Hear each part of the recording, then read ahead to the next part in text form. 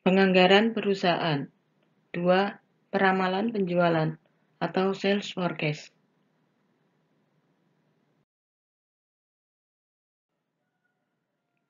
Pengertian peramalan penjualan atau sales forecast. Peramalan penjualan atau sales forecast merupakan suatu teknik untuk memproyeksikan penjualan pada periode anggaran tertentu dengan menggunakan data dan asumsi-asumsi tertentu. Adanya peramalan penjualan atau sales forecast ini diharapkan dapat meminimalisasi risiko ketidakpastian yang dihadapi perusahaan. Risiko ketidakpastian itu bisa berupa kondisi industri, tindakan pesaing, kebijakan pemerintah, gaya hidup dan mode, dan inovasi teknologi. Oleh karena itu, manajer perlu mempertimbangkan risiko ketidakpastian tersebut dalam membuat peramalan, sehingga diperoleh prediksi penjualan yang akurat untuk periode-periode anggaran. Peramalan penjualan atau sales forecast merupakan langkah awal yang paling penting untuk dilakukan dalam pengambilan keputusan manajemen dan menjadi dasar perencanaan jangka panjang perusahaan. Pada bagian finansial, peramalan merupakan dasar dalam menentukan anggaran dan pengendalian biaya. Pada bagian pemasaran, peramalan penjualan dibutuhkan untuk merencanakan produk baru, strategi iklan, dan kepentingan pemasaran lainnya. Selanjutnya, pada bagian produksi, peramalan digunakan untuk membuat perencanaan kapasitas, fasilitas, produksi, penjadwalan, dan pengendalian persediaan. Agar peramalan yang dilakukan dapat memberikan hasil yang tepat dan akurat, maka manajer perlu melakukan langkah-langkah sebagai berikut. 1. Menentukan tujuan yang ingin dicapai dari peramalan.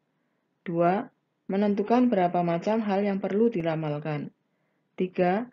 Menentukan time horizon atau jangka waktu peramalan. Apakah jangka pendek, jangka menengah, atau jangka panjang. 4. Memilih dengan baik jenis model peramalan yang akan digunakan, dengan cara memilih metode yang memiliki nilai error kecil.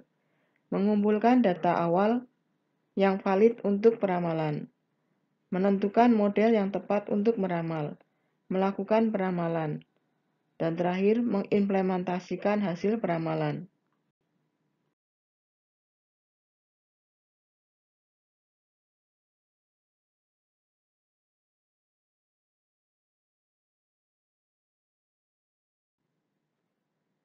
Yang kedua, metode peramalan atau forecasting. Secara garis besar, metode peramalan dibagi menjadi dua, yaitu metode peramalan kualitatif dan metode peramalan kuantitatif, menurut Gunawan.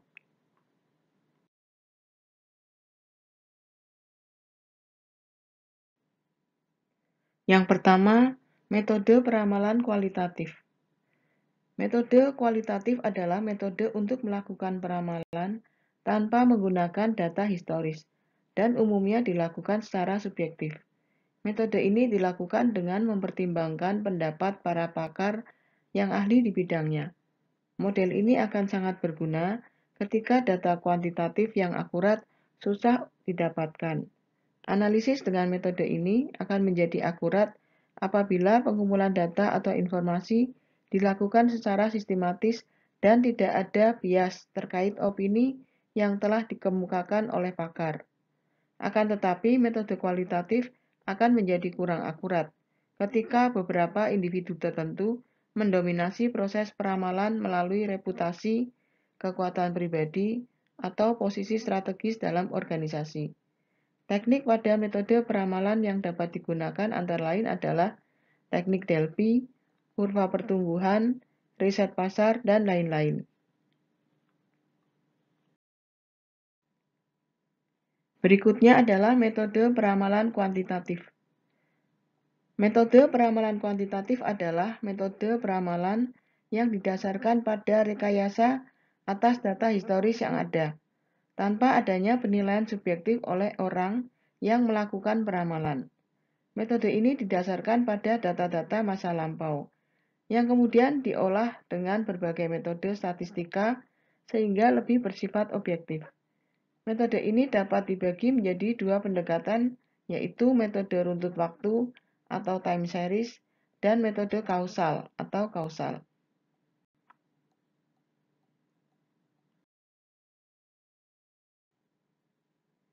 Kedua pendekatan tersebut dapat dijelaskan sebagai berikut.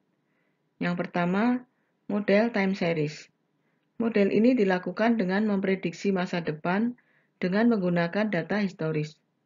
Secara teknis, model time series dapat diaplikasikan dengan beberapa metode analisa seperti moving average, exponential smoothing, dan trend projection. Yang kedua, model kausal. Peramalan dilakukan dengan memasukkan variabel-variabel yang dianggap menjadi faktor penentu kuantitas yang akan diramalkan. Sebagai contoh, penjualan sepatu akan sangat dipengaruhi oleh tren mode, pendapatan masyarakat, usia, dan lain-lain. Secara teknis, model kausal dapat diaplikasikan dengan beberapa metode analisa, seperti analisa regresi. Dalam peramalan tidak ada suatu metode yang universal dan sesuai untuk semua perusahaan. Suatu metode mungkin sangat cocok untuk membuat peramalan penjualan perusahaan, namun belum tentu tepat untuk perusahaan lain. Hal ini dipengaruhi antara lain oleh sifat produk yang dijual, metode distribusi yang dipakai, langsung atau tidak langsung, posisi persaingan perusahaan dalam industri, dan sifat permintaan produk yang bersangkutan. Strategi peramalan yang baik adalah metode peramalan yang memberikan penyimpangan terkecil antara hasil peramalan dengan kenyataan yang terjadi. Oleh karena itu, untuk antisipasi berbagai bentuk risiko ketidakpastian, manajer perlu memahami konsep dasar dan teknik-teknik peramalan, sehingga dapat membantu pengambilan keputusan yang tepat dan akurat.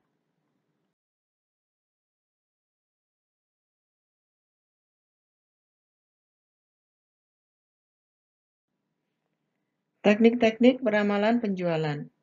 Teknik yang digunakan untuk melakukan peramalan atau forecast dapat dilakukan secara kualitatif dan kuantitatif menurut Gunawan. Teknik-teknik dalam peramalan tersebut dapat dikelompokkan sebagai berikut. Yang A, peramalan penjualan secara kualitatif atau berdasarkan pendapat, atau judgment method. Peramalan dengan teknik ini dilakukan dengan meminta pendapat berbagai sumber untuk melakukan peramalan. Pendapat yang dipakai sebagai dasar dapat berasal dari yang pertama salesman, 2 manajer penjualan, 3 konsultan, dan 4 survei konsumen. Mekanisme peramalan dengan teknik ini adalah pertama-tama para salesman diminta untuk mengukur tentang kemajuan atau kemunduran yang berkaitan dengan tingkat penjualan di area pemasaran masing-masing. Lalu para salesman diminta untuk mengevaluasi tingkat penjualan di area masing-masing untuk masa yang akan datang. Ada kemungkinan perkiraan yang dibuat salesman terlalu subjektif karena dipengaruhi kepentingan pribadi seperti kepentingan untuk memperoleh bonus jika penjualan yang dihasilkan lebih tinggi dari perkiraan. Oleh karena itu, selanjutnya perkiraan salesman tersebut perlu dimonitor dan dibandingkan dengan perkiraan manajer penjualan. Perkiraan manajer penjualan dianggap lebih objektif dibandingkan perkiraan salesman karena seorang manajer penjualan dianggap memiliki pertimbangan dan pandangan yang lebih luas, meliputi seluruh wilayah pemasaran. Selanjutnya, perusahaan dapat meminta pihak luar seperti konsultan untuk memberikan pertimbangan agar peramalan penjualan lebih akurat. Jika ketika pendapat tersebut masih dianggap kurang, perusahaan dapat melakukan penelitian langsung terhadap konsumen atau survei konsumen.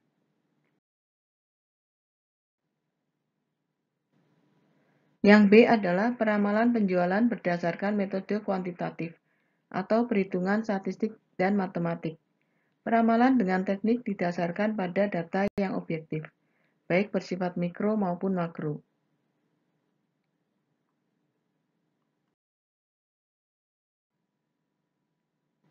Berikut ini ada teknik-teknik peramalan berdasarkan metode kuantitatif atau perhitungan statistik dan matematik.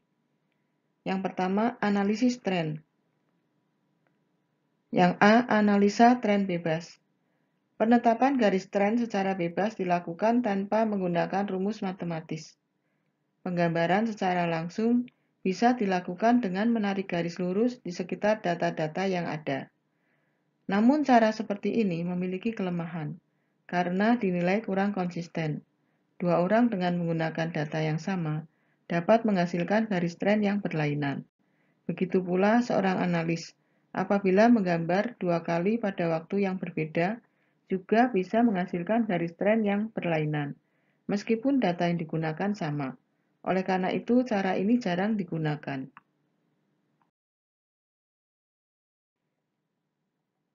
B. Metode setengah rata-rata. Pada metode ini, unsur subjektivitas sudah dihapuskan karena teknik peramalannya sudah menggunakan perhitungan matematis. Rumus yang digunakan adalah sebagai berikut. Y sama dengan A plus BX, di mana A adalah rata-rata kelompok 1 atau X1 rata-rata atau kelompok 2, X2 rata-rata, bergantung pada tahun dasar. B sama dengan X1 rata-rata dikurangi X2 rata-rata dibagi N.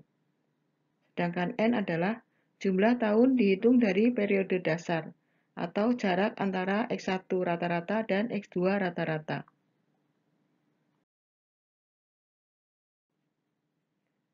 Yang ke C adalah penetapan garis tren secara matematis.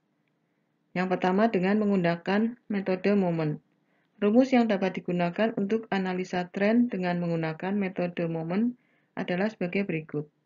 Y sama dengan A plus BX. Persamaan pertama yaitu sigma Y sama dengan N dikali A plus B dikali sigma X.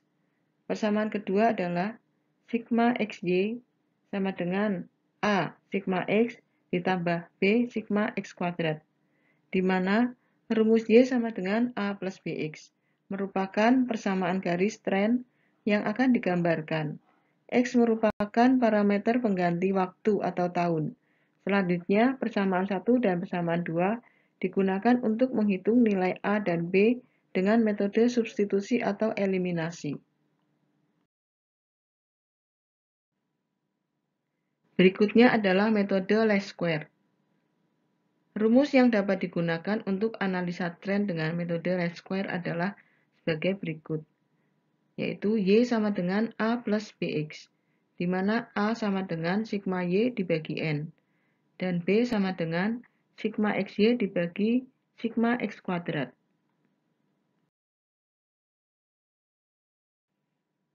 Selanjutnya adalah analisis regresi dan korelasi. Pada analisis ini, terdapat dua variabel yaitu variabel dependen atau Y dan variabel independen atau X. Variabel dependen adalah variabel yang dipengaruhi oleh variabel independen.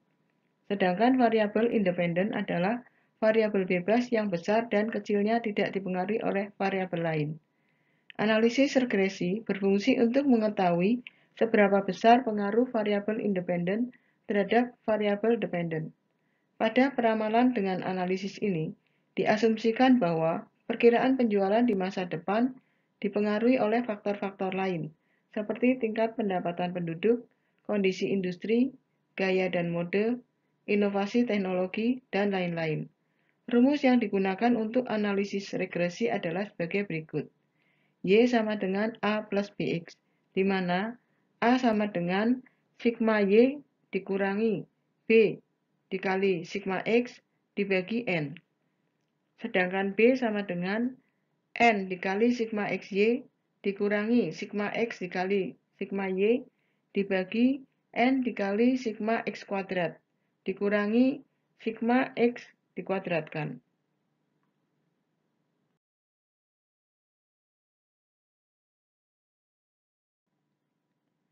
Langkah berikutnya adalah melakukan analisis korelasi. Analisis korelasi adalah analisis untuk melihat hubungan sebab akibat antara suatu variabel dengan variabel yang lain.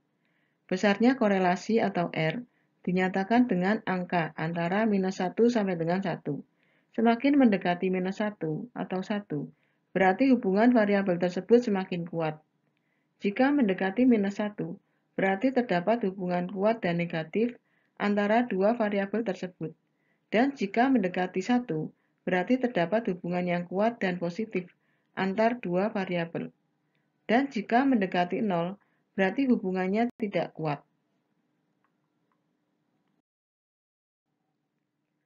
Berikut adalah rumus untuk menghitung besarnya korelasi, yaitu R sama dengan akar N dikali sigma XY dikurangi dalam kurung sigma X dikali sigma Y, kurung tutup, dibagi kurung kurawal N dikali sigma X kuadrat dikurangi dalam kurung sigma X dikuadratkan, kurung kurawal tutup, kurung kurawal buka N dikali sigma Y kuadrat dikurangi sigma Y dikuadratkan. Rumus-rumus di atas hanya dapat digunakan apabila diasumsikan penjualan dipengaruhi oleh satu variabel. Dalam prakteknya, penjualan tidak hanya dipengaruhi oleh satu faktor saja. Bisa jadi penjualan dipengaruhi oleh dua faktor atau lebih. Selanjutnya, untuk mempermudah proses perhitungan dalam peramalan, analisis regresi dan korelasi dapat dilakukan melalui analisis pada software seperti SPSS atau eViews. Melalui alat software tersebut, analisis regresi dan korelasi tidak hanya terbatas untuk satu variabel independen saja, melainkan untuk dua atau lebih. Peramalan dengan metode-metode khusus. Yang A, analisis industri. Analisis ini dilakukan dengan menghubungkan potensi penjualan perusahaan dengan permintaan industri secara umum, baik itu dalam hal volume penjualan dan posisi dalam persaingan bisnis. Analisis ini berfokus pada kegiatan memperkirakan market share perusahaan. Semakin besar market share menunjukkan posisi persaingan perusahaan dalam industri semakin kuat dibandingkan perusahaan lain, dan sebaliknya. Berikut ini adalah rumus untuk menghitung market share perusahaan. Market share sama dengan penjualan perusahaan atau PP dibagi penjualan industri atau PI dikali 100%.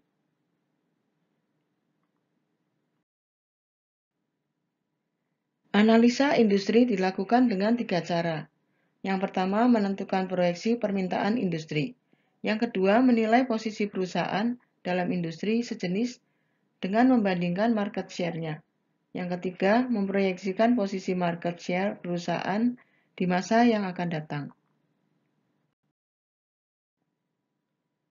Analisis produk line. Analisis ini digunakan pada perusahaan-perusahaan yang menghasilkan lebih dari satu lini produk, di mana masing-masing produk perlu dilakukan forecast secara khusus atau sendiri-sendiri. Contohnya adalah perusahaan consumer good yang memproduksi 3 jenis produk, seperti sabun, shampoo, dan pasta gigi.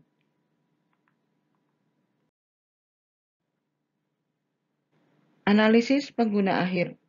Analisis ini dilakukan pada perusahaan yang memproduksi barang-barang yang tidak langsung dapat dikonsumsi, melainkan masih memerlukan proses lebih lanjut oleh industri lain.